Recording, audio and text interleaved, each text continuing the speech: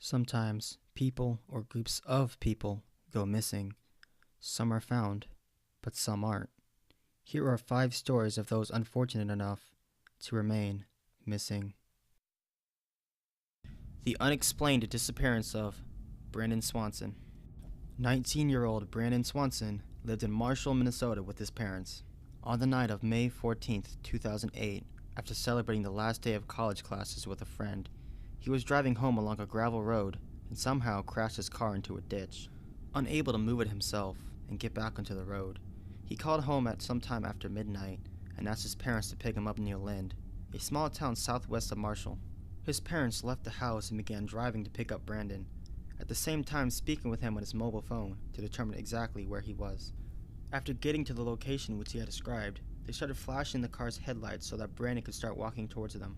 Brandon told them he couldn't see the lights at all, so he got back into his car and started flashing his own headlights in hope that maybe they would see him.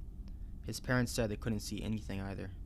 Both sides got increasingly frustrated, and Brandon eventually said that he was going to start walking towards the town of Lind, to a friend's house.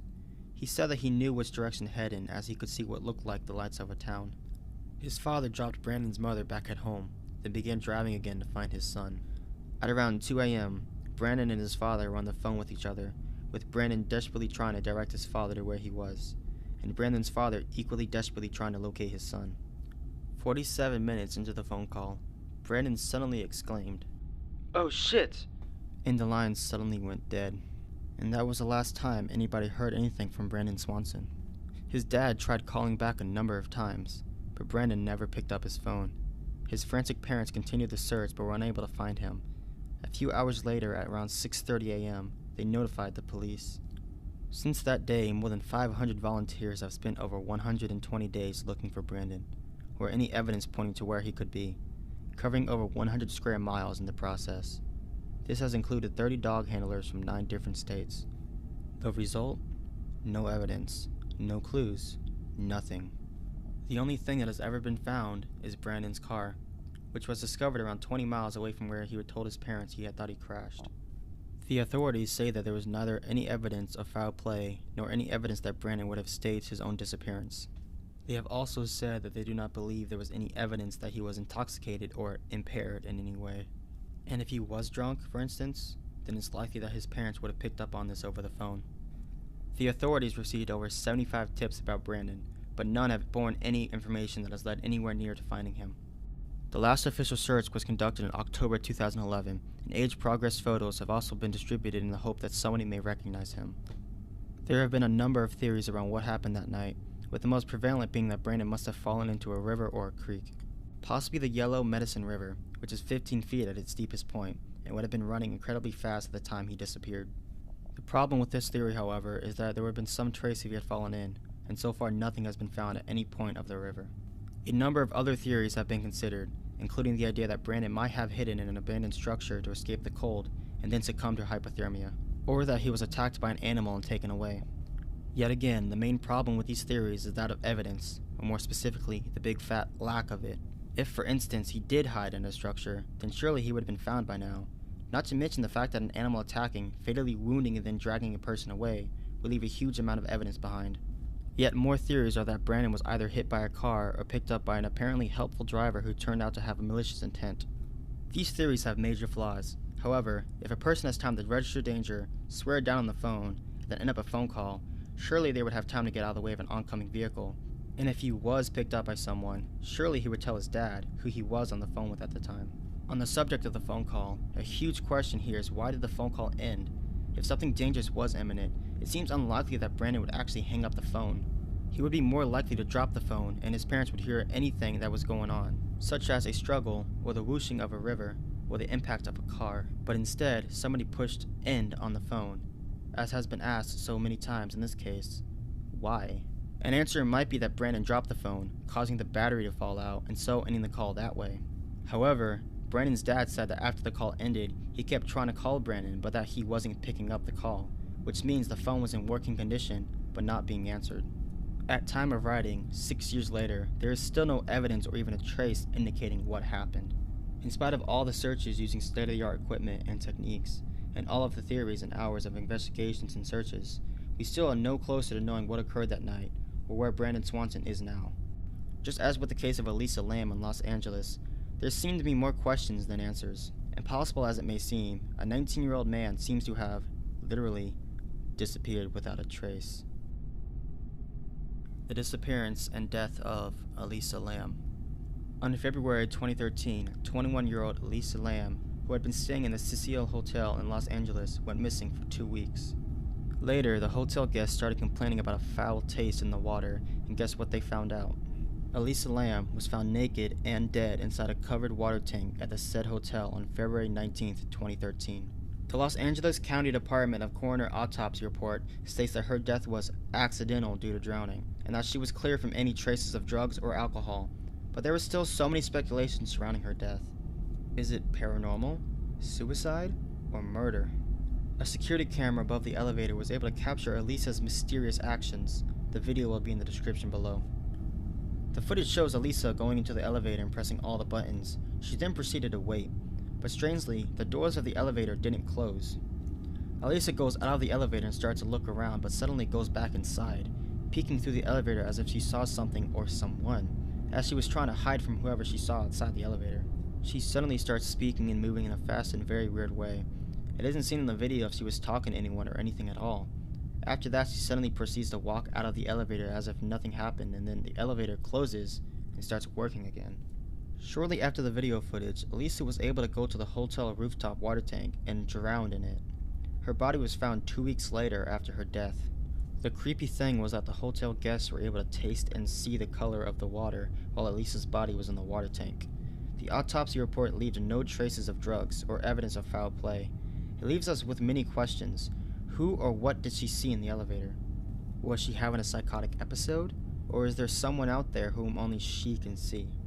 Another angle adding to the eerie Elisa Lam case is its similarity to a 2005 horror movie called Dark Water. Dahlia's character's name was said to be a short inspired by the grim death of Elizabeth Short, aka Black Dahlia, in 1947. She was rumored to have stayed at Cecil Hotel the night before her death, which was said to be gruesome and ritualistic. In the movie, Dahlia moved in an apartment building with her daughter named Cecilia, which is of course the other hotel's name. Dahlia then sees very murky and dark water leaking in her bathroom coming from her ceiling. She later found out that a young girl named Natasha Rimsky drowned in the building's rooftop water tank. Very similar to how Elisa Lam's undiscovered body in the water tank caused hotel guests to complain about the foul-tasting black water, yet another eerie similarity is in the ending. The elevator also malfunctions with the ghost of Dahlia braiding her daughter's hair. The coincidences on the names, the rooftop tank drowning and the elevator malfunctioning, is her death a ritualistic one? In June 2013, LA authorities have officially reported that there was no foul play and that Elisa Lam was probably bipolar. If this was true, how could Elisa have gone up to the hotel's water tank while it has difficult access? The rooftop area is said to be protected by an alarm system, and the water tank is very hard to reach. How could Elisa have reached that area, and more so, how could she have closed the lid by herself? There were too many loose ends and eerie coincidences in Elisa's death. Why did she behave so bizarrely in the elevator? Is there someone out there following a pattern of crime? Or could it be paranormal? Why is the Cecil Hotel a magnet for gruesome mysteries? Are the authorities out to cover something? Too many unresolved questions, as dark and murky as the waters of Elisa Lam's death. The remains of a lost Inuit village. On a frigid night in November 1930, Canadian fur trapper Joe LaBelle stumbled upon what has since been termed the Roswell of the North. The Inuit village nestled in the trees next to Lake Anjikuni contained a mystery that shook LaBelle to his core. An entire village of Inuits were gone without a trace. LaBelle found the following: a charred stew that had only been recently abandoned, huts containing large amounts of clothing and food, indicating the villagers hadn't abandoned their homes, a burial ground in which several graves had been unearthed and emptied, and a pack of sled dogs, which had been starved to death, buried under 12 feet of snow. LaBelle went to the nearest telegraph office and sent a message to the Canadian Mounted Police, who embarked upon what would become almost a century of unanswered questions concerning what happened to an entire village of 2,000 industrious Inuits. They've since conveniently dismissed the entire case as an urban legend. Probably the creepiest part of the story is that on the night of the disappearance, there were separate reports by Mounties of a blue light traveling along the horizon. Trapper Armin Lauren and his 2 sons reported an unidentified object that changed shape from a cylinder into a bullet-like object and seemed headed in the general direction of the Anjikuni village. The story has been challenged by many skeptics, who claim LaBelle himself grossly exaggerated his story or simply made it up. Other skeptics say the story was made up by Frank Edwards in his 1959 book, Stranger Than Science. The Unexplained Disappearance of the Mary Celeste.